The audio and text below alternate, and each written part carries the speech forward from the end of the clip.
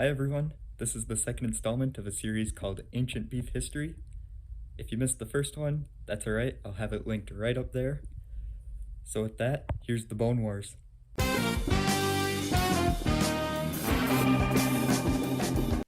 There is probably no greater ancient beef than that between paleontologists Othniel Charles Marsh and Edward Drinker Cope.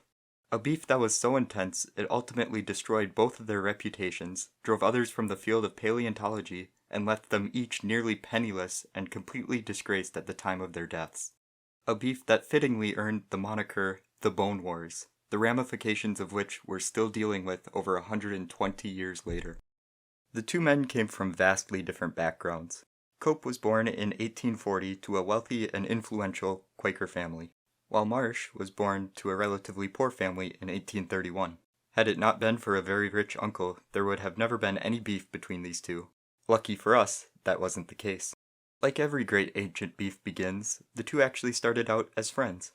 Marsh and Cope met for the first time in Berlin in 1864, where Cope might have been either dodging the Civil War draft, or because Dad didn't approve of the lady he was dating.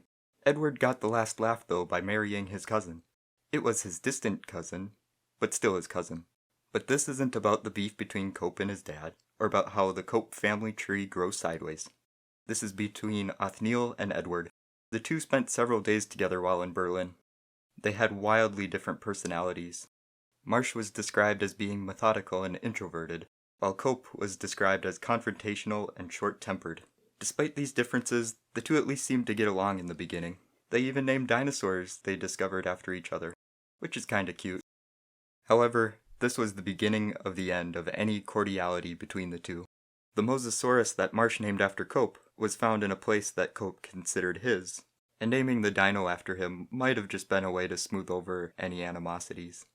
You see, Cope had this great place in New Jersey called the Marl Pits, and he had this super sweet deal with the pit owners to send any fossils they found his way while they were digging up marl. Lots of cool creatures were found there, and the best part was, Cope didn't even have to dig through the marl himself. Whether to brag, or just to show him the plethora of cool stuff coming out of these quarries, Cope invited his old pal Marsh from Berlin to come see the marl pits. Marsh was impressed. So impressed, in fact, that on his way out of town he bribed the pit owners to send the bones his way instead of to Cope. This blew the beef wide open. Things further devolved when a year later, whether to brag, or just to show Marsh what he was working on, Cope invited Marsh to come see the plesiosaur skeleton he had just assembled. Upon seeing it, Marsh noted that something appeared to be wrong with it. He pointed out that the head appeared to be on the wrong end. They called in another expert paleontologist, Joseph Leidy, whom Cope had studied under. The story goes that without saying a word, Leidy picked up the head, walked 35 feet to the other end of the skeleton, and put it down. Now this wouldn't have been as big of a deal, except that in his haste to outdo his adversary in discovering sick new dinosaurs, Cope had already published his error. As you'll find out, this is kind of a common theme with Cope. He had a habit of publishing as many journals as he could, as fast as he could, but we'll talk more about that later. Cope, embarrassed, attempted to buy every copy of his error, while Marsh took great pleasure in saying he was the one to first point out the error. The gloves were officially off, and the beef was cooking. Up until now, this has all taken place on the East Coast, and I guess Germany. Now, it's time to expand west. This is where the beef gets seriously out of hand. In 1869, the Transcontinental Railroad was completed, which made it a lot easier to explore the West. Even better, the moment is immortalized on the Utah State Quarter. While everyone was moving out west to manifest their destiny, or whatever, they started to find some bones. Big bones. Like, the biggest bones ever found. Ever. And there were lots of them. So many, and so big, there was apparently a cabin built out of them. However, as our two paleontologists, plus Joseph Leidy, who is also a paleontologist, but I didn't know a graceful way to include him, found out, the Wild West was also a lawless land. And just about anything went. To get back at Marsh for embarrassing him and plundering his marl pit fossils, Cope started hunting in what was considered Marsh's turf, and, in his usual fashion, spitting out papers of his discoveries as quickly as he could. Like I mentioned before, Cope tended to publish just about any thought that came to his head. By the time he died, he had published over 1,400 scientific papers. Marsh used this habit and the fact that Cope would dig in his spots to his advantage. Just before leaving one of his sites, Marsh left a skull and teeth belonging to a completely different species in hopes that Cope would find them. To his delight, Cope took the bait and quickly published a paper thinking he had discovered a new species. This obviously resulted in further pettiness between the two. They both hired spies to keep tabs on each other.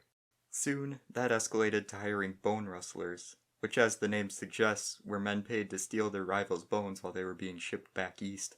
They also took any chance they could to discredit and slander each other in scientific journals. It got so bad that one journal told them that if they wanted to continue to exchange snipes, they would be placed in the appendices and had to be funded out of their own pockets. The journals weren't the only ones sick of these guys' constant squabbling and subterfuge. Joseph Leidy, the very man Cope had studied under, was so sick of being caught in the crossfire of Cope and Marsh's endless fighting that he ultimately left the western dinosaur hunt, and instead pursued other, far less cool areas of science. Joe leaving paleontology was the wake-up call that finally made both men take a step back and finally put aside their differences and completely devolve the beef ever further in the pursuit of new bones. The two groups continued their espionage and pilfering of fossils to the point that fisticuffs would break out, at one point with the two groups even throwing rocks at each other. Another instance became so heated that guns were drawn. As though things hadn't deteriorated enough, the two so-called scientists even resorted to sabotaging some of their own finds to keep them from falling into the hands of the enemy. They also filled in and even blew up some of their quarries, like blew them up with explosives.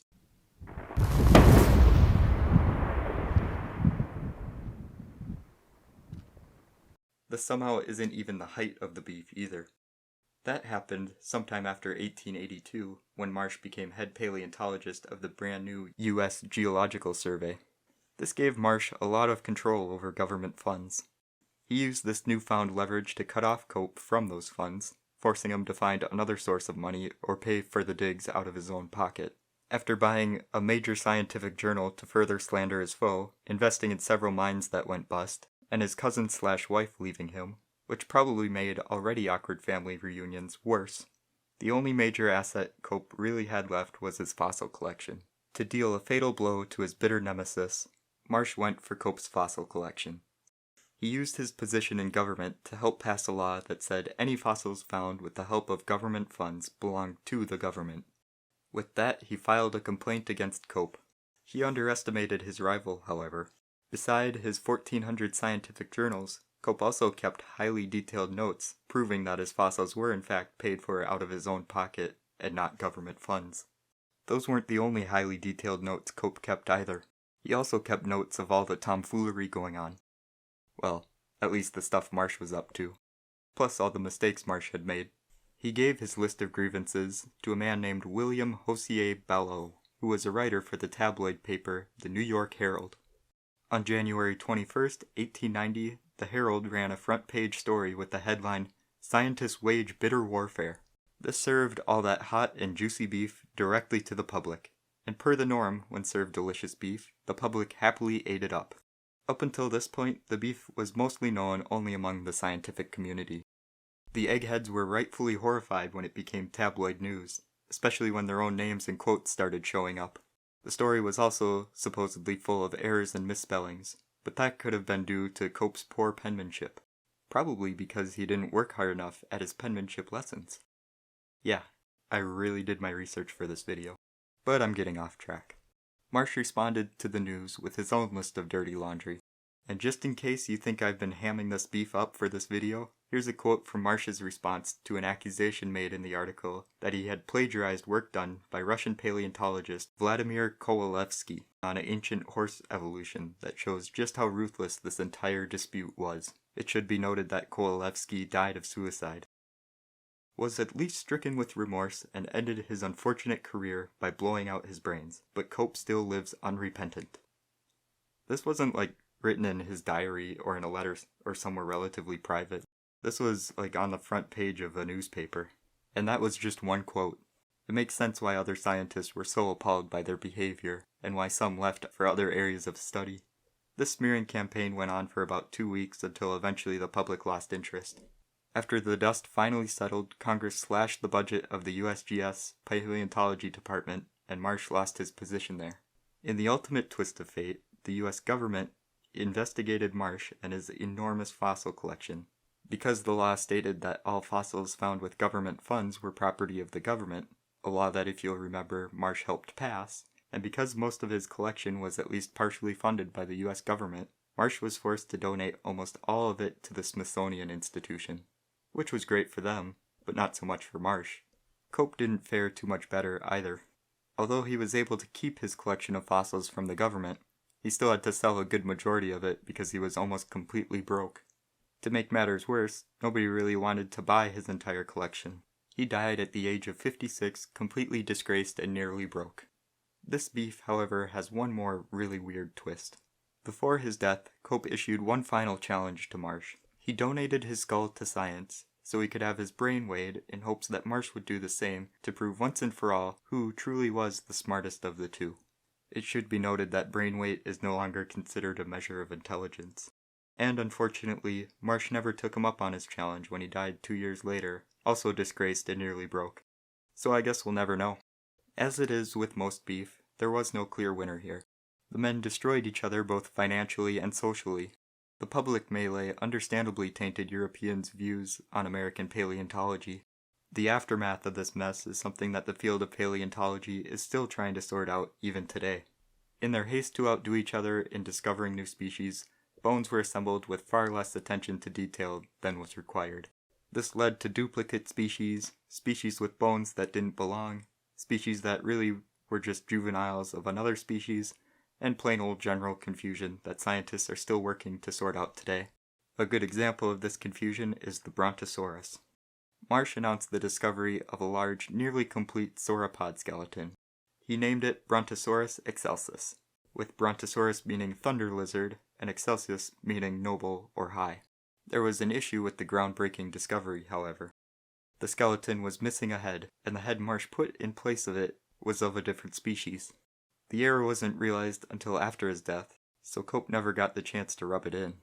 To make a long story short, debate went on for over 100 years on whether or not Brontosaurus was actually just an Apatosaurus.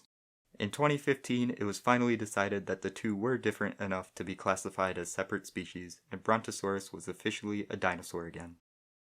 Perhaps the greatest casualty of this feud was the fossils that were either buried or completely destroyed by these men who considered themselves to be scientists. So was there any good to come out of this? There actually was. Between the two of them, somewhere around 140 new species of dinosaurs were discovered. Included in those are some of the most famous species we know and love. They also both came up with lots of theories, some of which, like Marsh's theory that birds are descendants of dinosaurs, still hold up today. The public beef also exposed the relatively new field of paleontology to a much wider audience. And finally, this beef makes for a fascinating story to make a video on. I hope you enjoyed watching this special presentation of ancient beef history. I worked extremely hard on this video, so a thumbs up and a comment are greatly appreciated.